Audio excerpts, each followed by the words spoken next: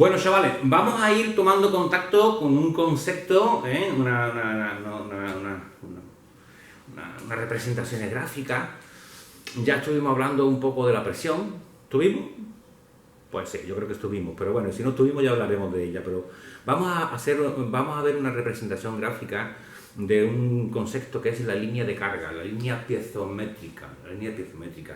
A partir de la formulación de Bernoulli, una formulación que determina las energías mecánicas que intervienen en mecánicas e hidráulicas, que intervienen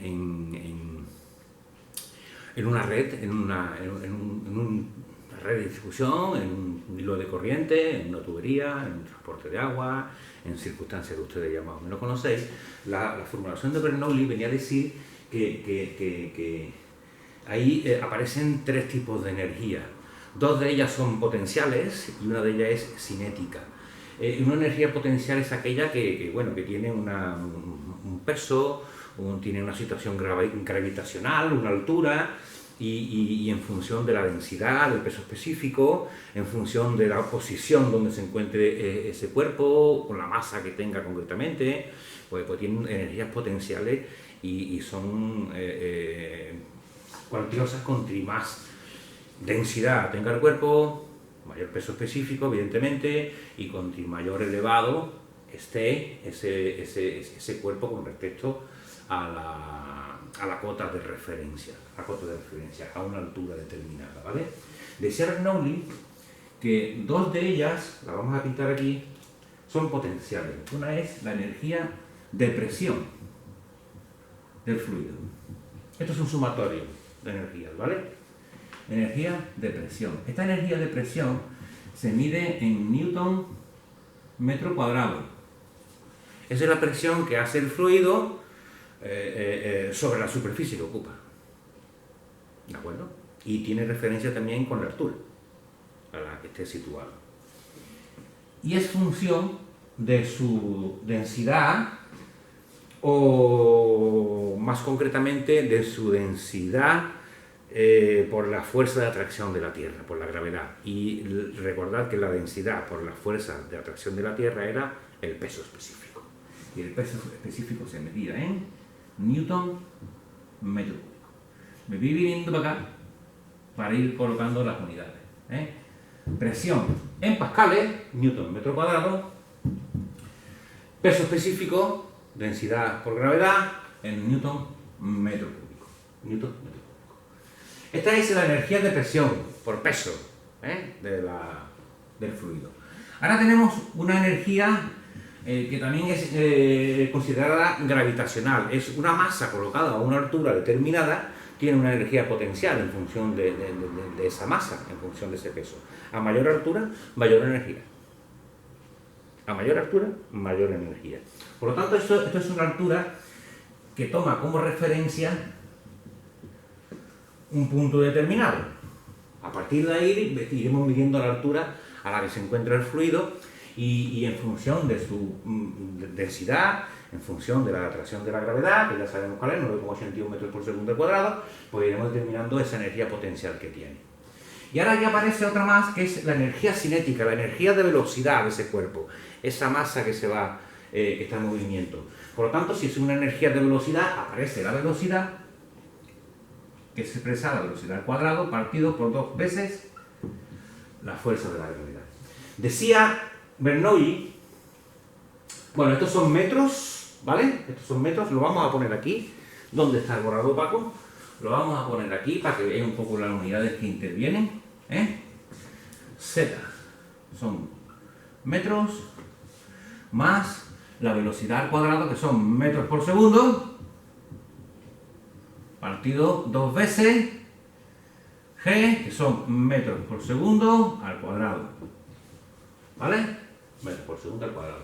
Para que veáis un poco las unidades que aparecen. Realmente todo esto se convierte luego en metros.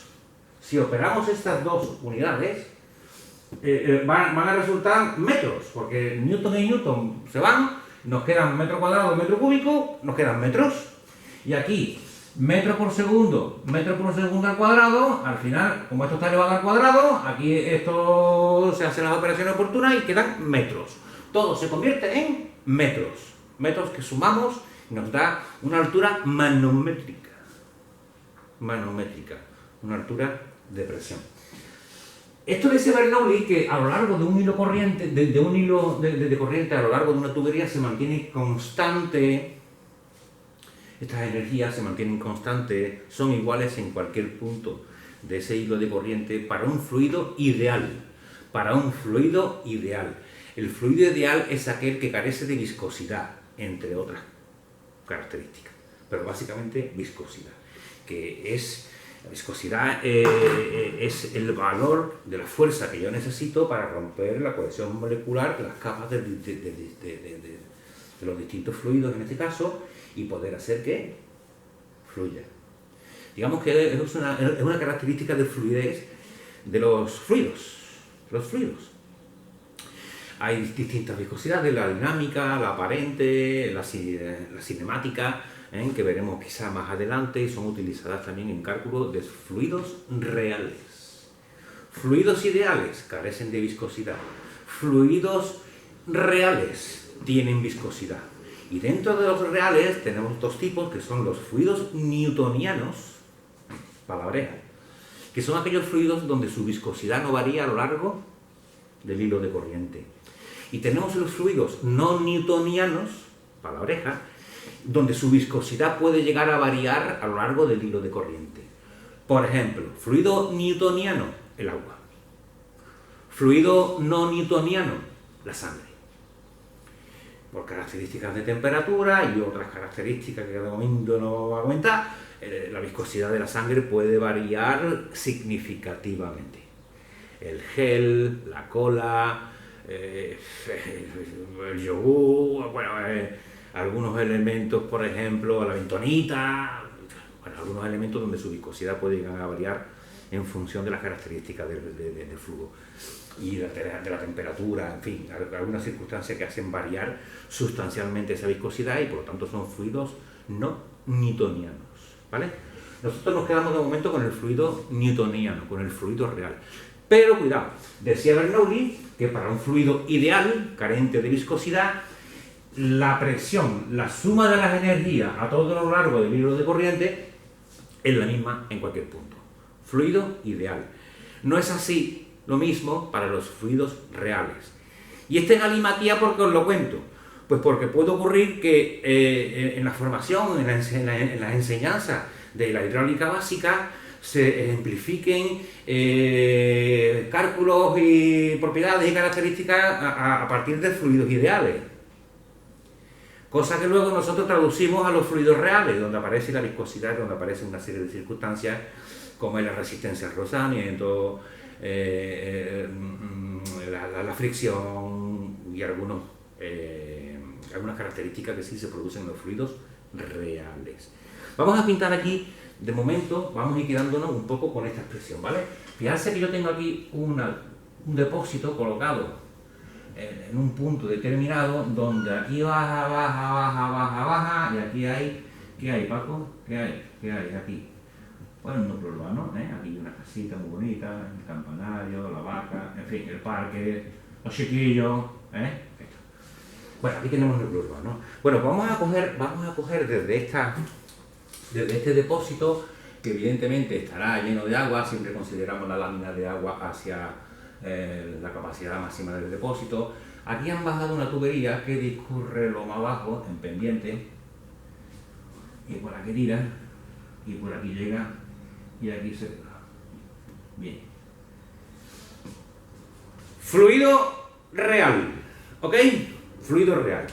Con esta válvula cerrada, toda la energía que tiene el sistema es una energía de presión por el peso del fluido y por altura con respecto al punto de referencia, la cota de referencia que concretamente coincide con la rasante de un núcleo urbano, ¿vale?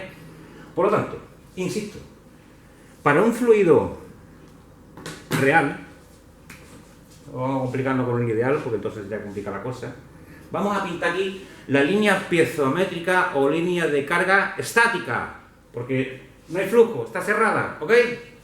Venga, vamos a pintar desde la base, a ver si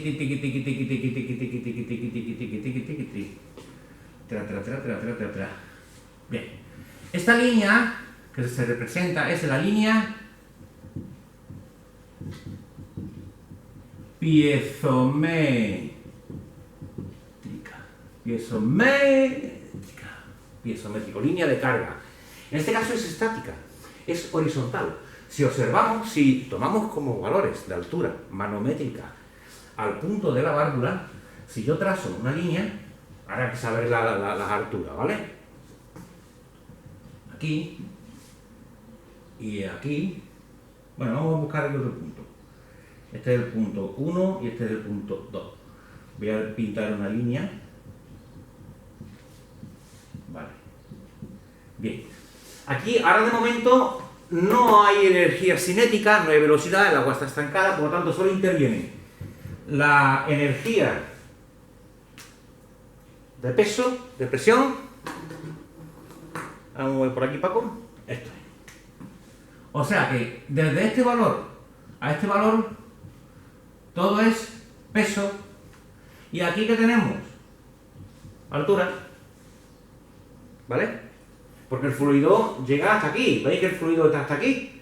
Todo aquí ya esto es una energía potencial que tiene a este punto, considerando el valor.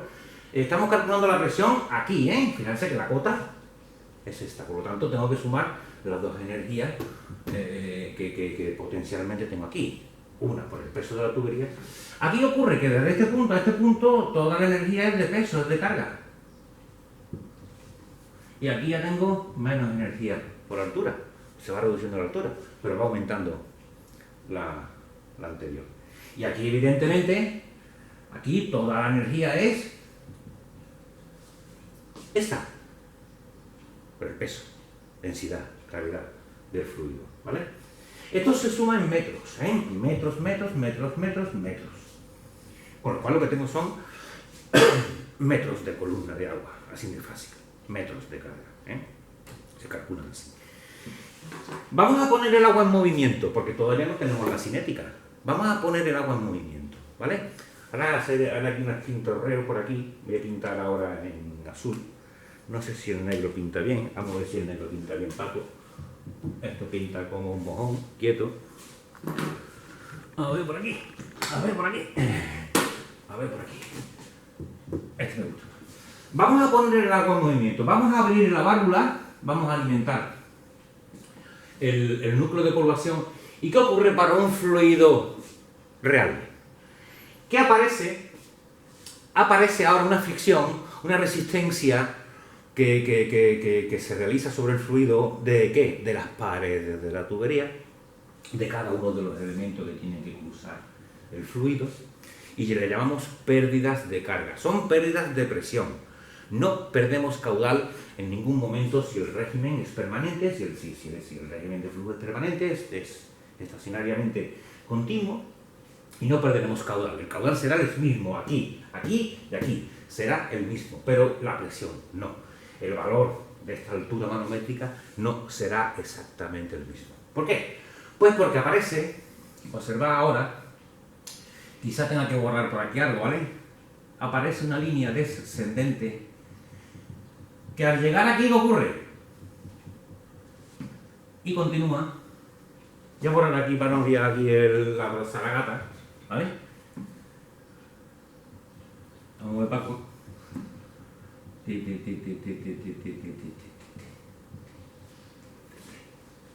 Y aparece otra.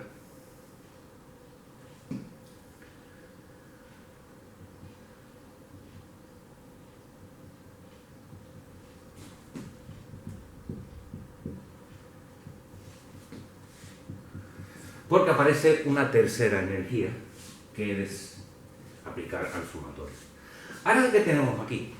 Pues tenemos ya las tres energías que contempla la forma de Bernoulli, que es la línea total es esta de arriba, ¿vale? La línea total es esta de arriba, ¿vale? Pero este tramo, ¿qué es lo que es? Es que velocidad.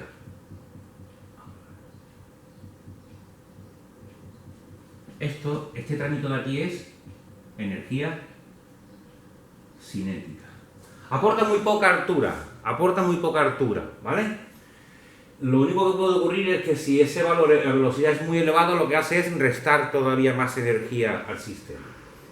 Tenemos que la energía de presión, que era esta, lambda, vamos a ver si lo pintamos, lambda, comienza de aquí a aquí. Y de aquí a aquí, es energía de presión. Y ahora sí tenemos las tres energías presentes. 1, 2, 3. Cinética, de presión o carga y de altura. Pero ¿qué ha ocurrido? Que la línea que era totalmente horizontal, ya la línea ha variado. ¿Por qué? Porque han aparecido, ¿qué? Han aparecido, la vamos a nombrar como HP, pérdida de altura, HP, pérdida de altura, HP, pérdida de altura. ¿Vale? Pérdida de altura. Bueno, aquí las pérdidas que están aquí, las pérdidas de aquí, lo que pasa es que aquí ha habido también uno. ¿Estas pérdidas de altura qué significan? Estas pérdidas de energía en forma de presión, ¿qué es lo que significan? De que por el rozamiento de las tuberías, del fluido por dentro de la tubería, por el transcurso del fluido a través de los elementos, pues hay unas pérdidas de energía que se traducen en pérdidas de presión que están presentes en los fluidos reales, ¿vale? ¿Qué ocurre aquí ahora? Borra aquí, ¿vale? Pues que la formulación de Bernoulli dice que, bien, para un fluido real, la presión en el punto 1, el peso específico es el mismo, con respecto al punto de altura 1 y la velocidad en el punto 1, 2G, vamos a llamar ¿recordáis punto 1? Bien, es igual a la presión en el punto 2, peso específico no varía, más la altura considerada en el punto 2, más la velocidad que se establezca en el punto 2, más que las pérdidas de carga. Y eso es así. Dice Bernoulli que la energía en el punto 1, ¿vale? Presión, altura, velocidad, es igual a la energía en el punto 2, presión, altura, velocidad, más las pérdidas de carga que se han producido. ¿Podemos expresarlo de otra manera? Pues sí, podemos decir que la presión en el punto 1, partido por el peso específico del fluido, considerando la altura en el punto 1, la velocidad en el punto 1, 2G, menos HP es igual a la presión en el punto 2, peso específico y dale con el igual. Z en el punto 2, altura en el punto 2, más la velocidad 2G del punto 2. Lo podemos expresar de esta manera, pero ya en un fluido real aparecen las pérdidas de carga. Esas pérdidas de carga, para ir denominando galimatía inicial, ¿vale? Son pérdidas de rozamiento. Las llamamos pérdidas de carga continua, es un sumatorio, ¿vale? Aquí habría un sumatorio que sería igual a las pérdidas de carga continua más las pérdidas de carga localizadas.